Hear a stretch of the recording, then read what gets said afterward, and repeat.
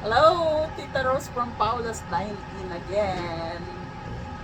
Nasa taas po kasi yung camera para makita tong ginagawa ko. Meron po kasi kaming yung sauce ng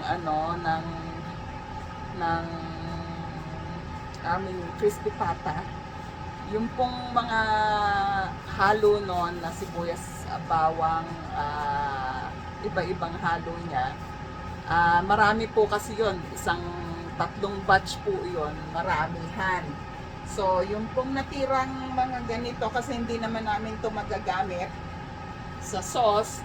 So, ang nangyari po, inipon namin, tapos gagawin po namin sa inasal. In-enhance po namin yung mga rekado, dinagdagan, para hindi po matapon, sayang po kasi binirili nyo rin po yan ng pera. Yun po ang mga importante sa pag nagninegosyo po tayo ng restaurant. Yun po kasing pinakamalaking gastos ng restaurant ay yung mga food loss at saka yung mga food cost natin na binibili. So wag po tayong magtatapon, iisip po kayo ng mga bagay na pwedeng gamitin katulad nito. Isang puno po iyan hanggang dito. Hanggang dito. So ang nangyari, nakagawa na kami ng marami. Available po ito para sa frozen item po namin. Bale, 3 piraso lang po ng chicken legs na ganito, 3 piraso. Bale, presyo po niya ay nasa kulang na $20. Pag po kayo bumili ng inasal sa Paulos, ito rin po yung lasa ng inasal na binibili niyo sa Paulos na gusto niyo laging binibili. Bali po, ang presyo nun ay parang isang meal na. Pero dito po, kayo magluluto, frozen siya, itotonyo lang siya. Bale, mga nasa around $18-19 lang po ang 3 piraso. 3 pieces. Masarap po siya. So, nakatipid kayo ng 2 legs. So, yung pong mahilig mag-barbecue dyan at gusto nyong matikman ang Paulos inasal, bakit masarap at mabili, meron po kami available ngayon na frozen item ng inasal namin. 3 piraso lang po siya, kulang na $20. O, ayan. Ngayon, ang ginagawa po namin, ganito lang ako ang ginagawa ko. Bale, mga rekado namin, hindi tinitipid. Bakit masarap daw ang Paulos? Hindi po kasi kami nagtitipid sa mga rekado. We usually ginagamit po namin yung mga maraming rekado ng, ayan, gaganyanin mo lang siya, tapos hahatiin mo siya, yung lalagyan ng para pumasok sa loob, ganyan, tapos ilalagay nyo siya rito. Tomorrow po ang namin yan, bukas po ang balot namin ito. So available na po siya bukas po. Ngayon po ay Tuesday. So, ng July, ayan, ganyan lang po siya. Kasi wag po tayong magtatapon ng mga rekado, ng mga gamit. Kasi sayang, binibili po yan ng pera O, ganyan lang siya. Yung mga end, lalagyan natin. Tandaan, marami na rin pong mga Filipino restaurant dito sa Calgary. Pag gusto nyo pong dayuin, ipuntahin nyo. Kasi masasarap din ang mga luto ng mga Pilipino, Talaga lang pong busy ang Tita Rose, kaiisip ng ikabubuhay. Ganun talaga. Pag po gusto nyo umunlad ang negosyo, kailangan nag-iisip tayo ng dapat gawin. Bumili po ako ng chicken na isang kahong malaki. Tapos itong ginawa ko kasi sabi ko sa anak ko, meron na tayong madami na yung naipon sa ilalim ng sauce. So, kailangan ganito po kami, O, yung pong mga nanonood na masiselan, na bakit daw yung mga malilinis po, yung mga na may mga nako-comment, huwag na pong magko-comment ng ganoon. Alam niyo naman na kapag tayo dapat nagtutulungan tayo.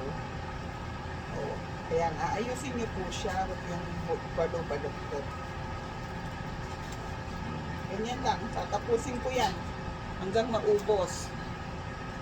Tapos bukas po ng maga, hindi po kasi masyadong maano ngayon eh, na lumipas po na po yung wave ng mga customer namin. So, ganito po ang ginagawa namin. We don't waste time. Hindi po kami yung nakaupo laang pag walang magawa, pag walang customer. Gagawin mo naman food preparation po. Tapos mag-iisip kayo kung ano-ano para po umunlad ang negosyo.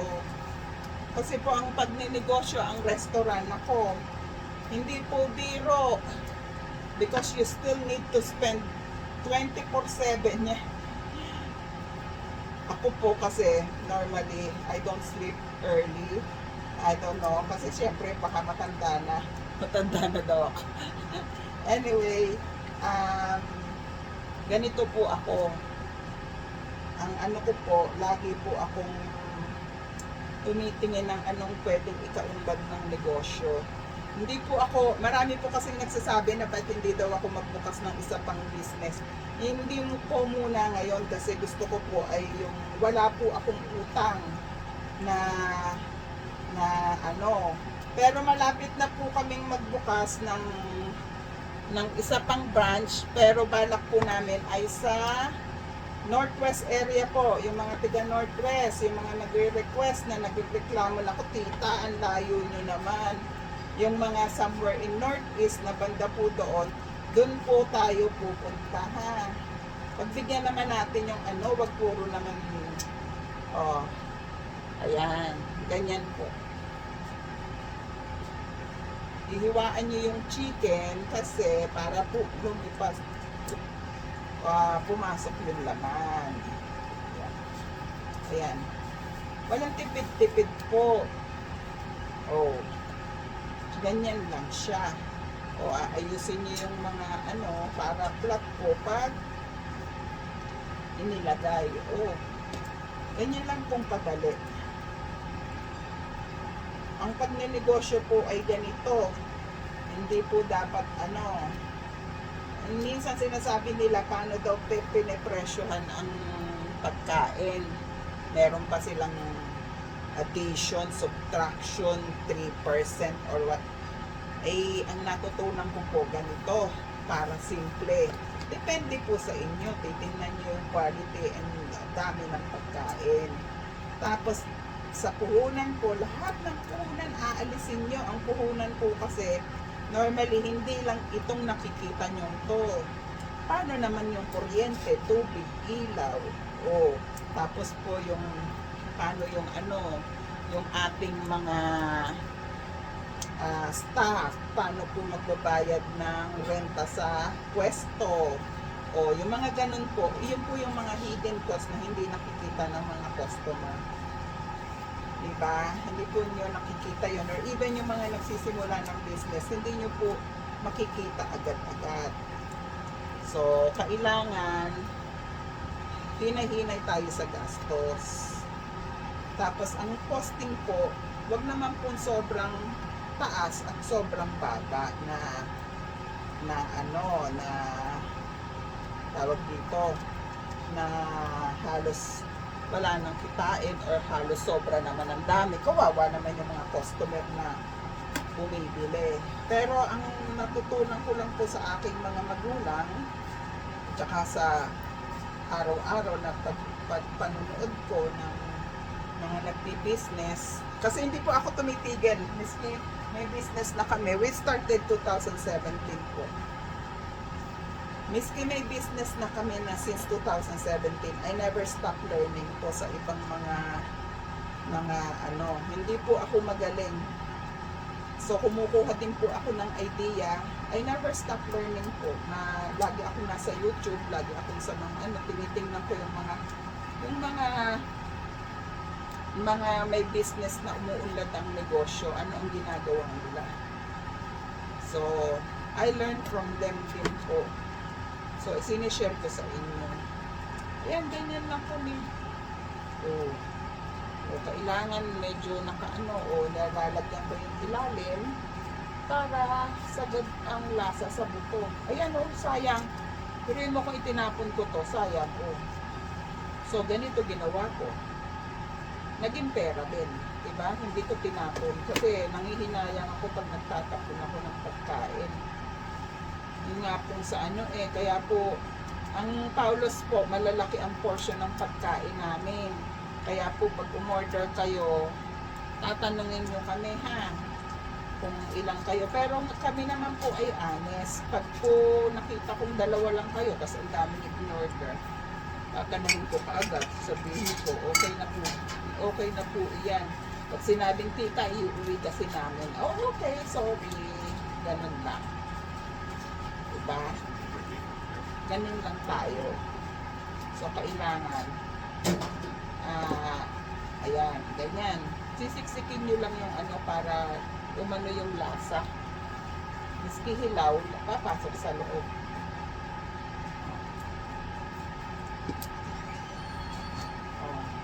Hindi po kami nagsasayang ng ano ng mga panrekado kasi sayang din yan ginawang pera din yan. Dami niya kanina, kalahati na lang siya, nagamit ko na doon. So ganyan po talaga.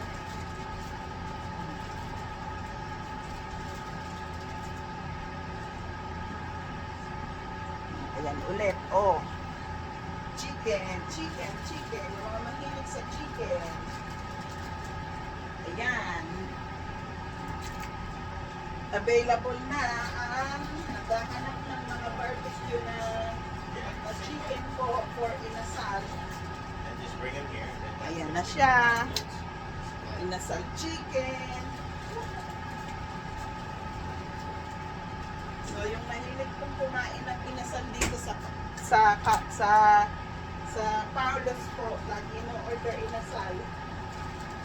Ayan na. Meron na kayong inasal na mura. Ganyan ang Tita Ros. Sinishare ko ang blessing. I-share natin ang blessing. Pag konting kita lang, pwede na. Diba? Pero minsan naman po kasi babawi ka sa ibang mga pagkain na kailangan yung i-upgrade yung presyuhan. Ang pagpe-presyo po, wag po kayong magpe-presyo ng pagkain na na dapat po mga at least 50% ng pagkain mo. Minsan nga po times 100 or yung kasi po talagang pag tiningnan nyo ang presyuhan ng pagkain, how you price the food, yan dapat times 3 nyo para hindi kayo lugi. Halimbawa, piso. Lahat yun nailagay na yung piso na ayan po, pagka miski nalinis na, tinitingnan ko pa rin kung nalinis na talaga. Ayan. Iwaan ko na nga muna, Tita Ros. Iwaan ko muna, tapos pagkahiwa, tsaka natin anuhin. Kasi ang dami ng nababagalan ako.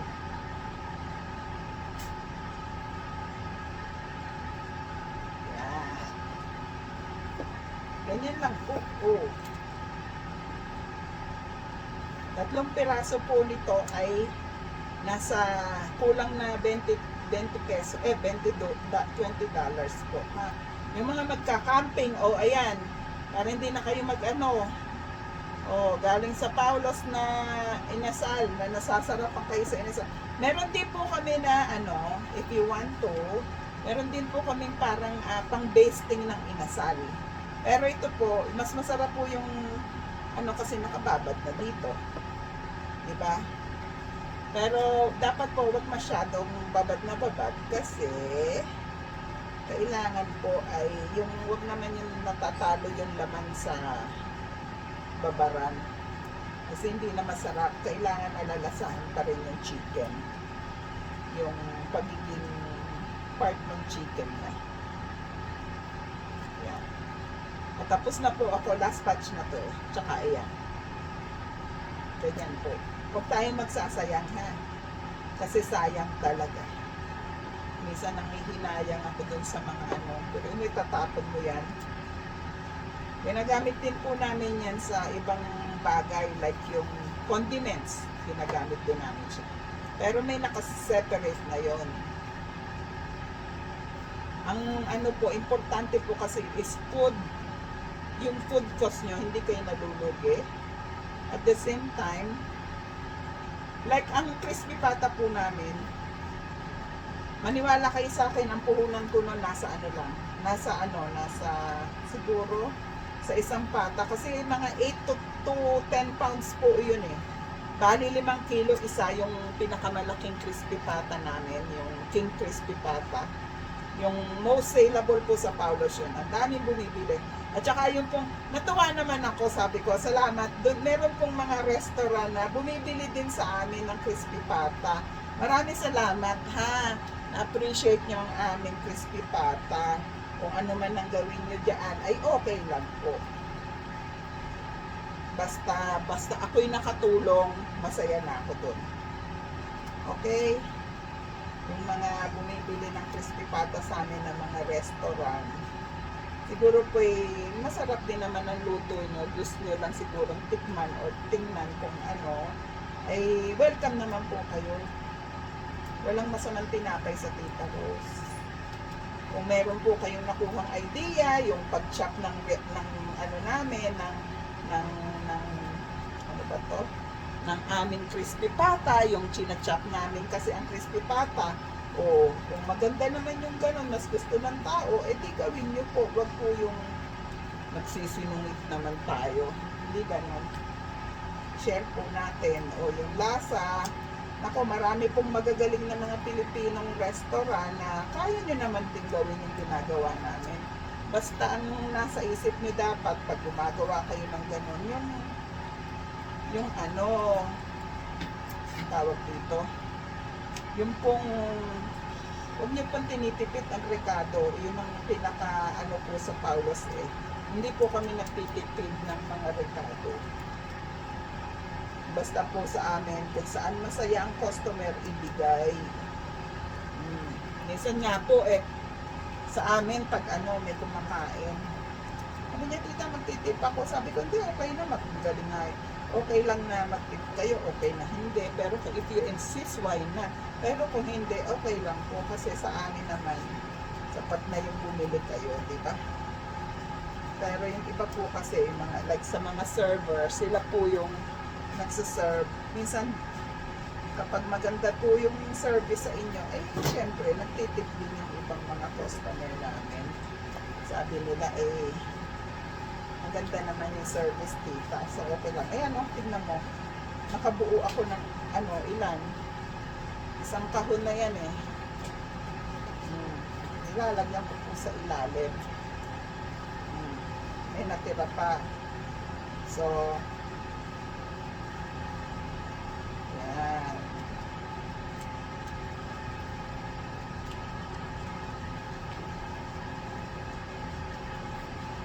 Ganyan lang po, para medyo pumasok yung laman sa, para pumasok siya. Tapos gagawin ko naman po rito, ipapak ko siya sa vacuum seal. Meron po kasi kami yung vacuum seal na pwedeng paglagyan. Ipapak ko sila. Tatlo-tatlo. Siguro maggawa ko dito mga 15 na set.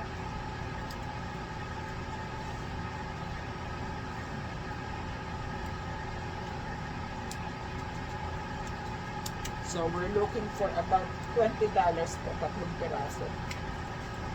Pag po kayo bumili nito sa amin, sa Paulos, yung isang piraso, may rice na po yun, kasama na yung mga condiments at saka na iluto na lahat-lahat. Bale, ang presyo po niya ay nasa $18, $16 po. Isang piraso lang yun. So, pwede pong yan, ganyan lang. Yung ginagawang kasamang may pagmamahal. Ayan.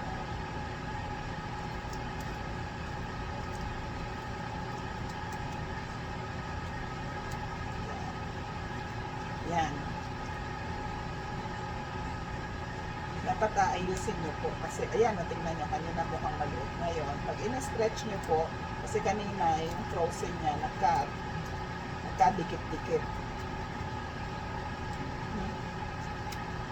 Ayan. Ayan, tapos na. May natira pa. Ito, pwede mo siyang i-keep mo rin siya kasi meron po kaming barbecue na ginagamitan nito, yung barbecue po na inasal.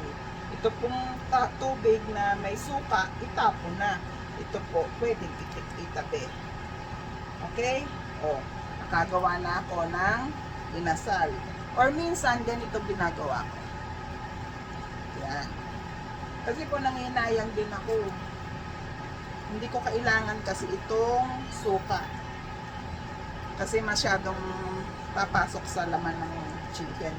Kailangan ko lang po ito. O, ayan. Tapos takipan na siya. Diba? Kasi marami pa ako eh. I was thinking na it's wasted kung iyakan ako. So, ayun. O, naubos na namin. Ayan. Tapos tatakpan ko po iyan. Asan yung takip? Kuya. Natawag ko po yung anak ko. Kasi tatakpan na niya, ilalagay niya sa cooler. Importante po yung nasa cooler, ha? Ayan. Sige na, takpan mo na. Then this one is done. Okay. Lagay niya sa cooler. Yeah, I made space. Then tomorrow morning, tapos na po siya. Tomorrow morning, gagawin na po namin siyang, ipapack na po namin siya. Okay?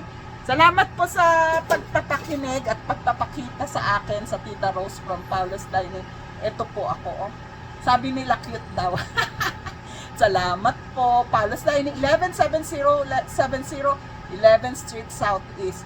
Meron na rin po kaming boba creamy milk tea. I-try nyo po. Masarap. Pinopost ko rin po sa aking Facebook, Instagram po. Ha? Thank you pa sa panonood. Bye! Asan na siya?